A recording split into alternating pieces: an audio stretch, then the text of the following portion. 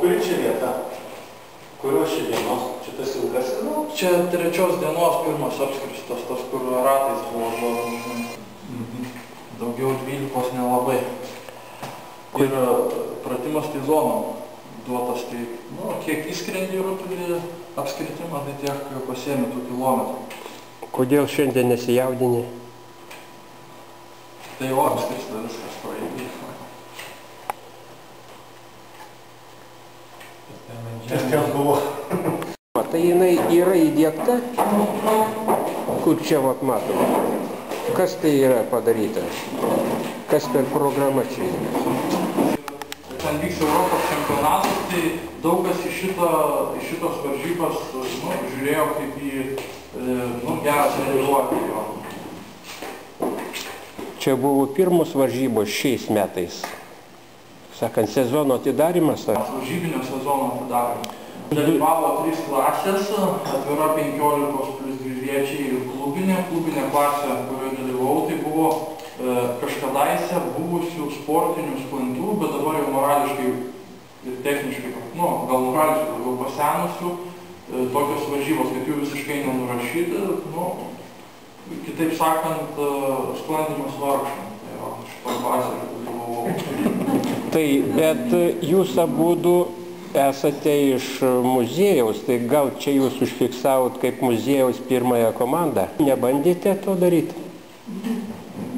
Tai labai svarbu. Muziejus savo komandą siūs galbūt tą pačią rytą ir taip toliau, bet į senos technikos varžybą.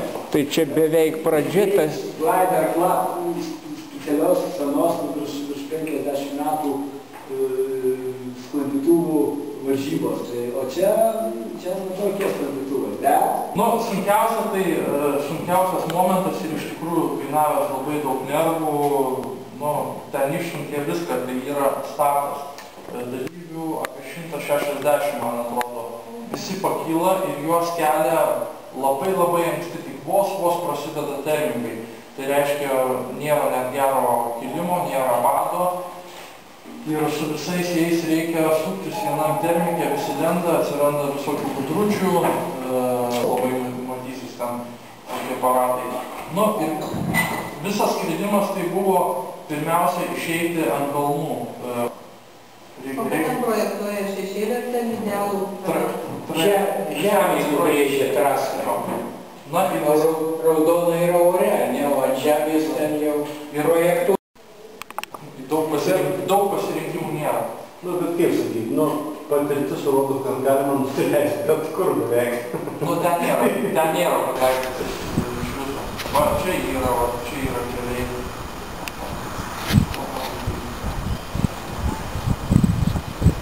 Čia labai pagreitinti, tai 4 valandas. Man atrodo, būtent šitas valandas. Neskridom per slėnis, tik tai per kalnas, nes tik kalnuose buvo geras oras.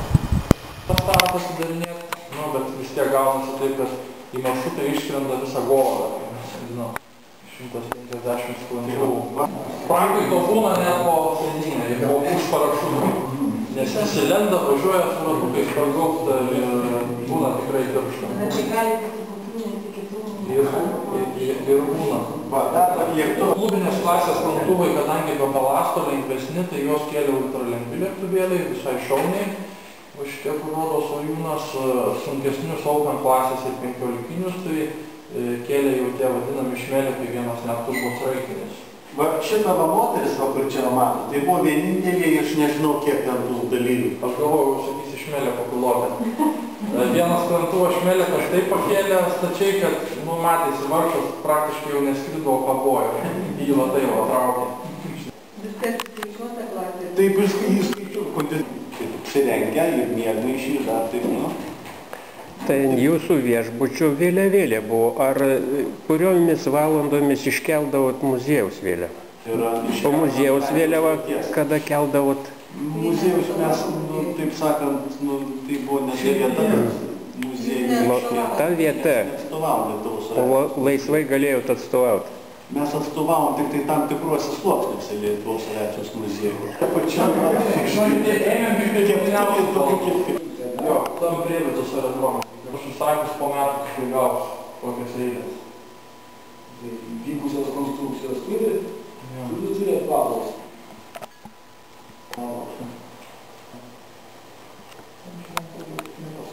Bet tokie kumulusai matosi, o.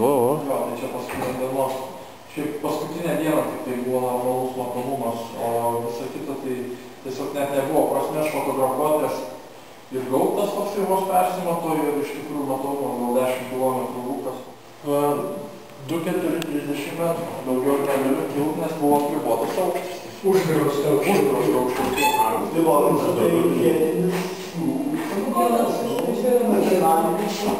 Ar jūs buvot instruktuoti, kad nusileidus į privatų lauką reikia ieškoti šeimininkų, susitarti dėl atlyginimo? Tai iš vidurio laus. Tai sumažintos su tavo programos. Tai čia jūsų biznis vadinasi? Kas tai pena? Angaras apsodintas pieva kažkokia? Tai va, tai jisai tam reikia pirkimą. Čia sklandytuvas paruoštas. Privertė greitai ten padaryti apsisprendimą, nes jisai dar sugalvoja sako, jis dabar čia greitai neperka, tai mes tą sklandytuvą tempėm į Slovėniją, tai darom čia kilometrų ir ten paliksim. Nes reikia su jo ten noras paskraidyti, žodžiu, viską. Tai paskaičiu greitai. Ateinančią savaitę, turbūt savaitės gal pradžioj, važiuosim šitos sklandytuvų.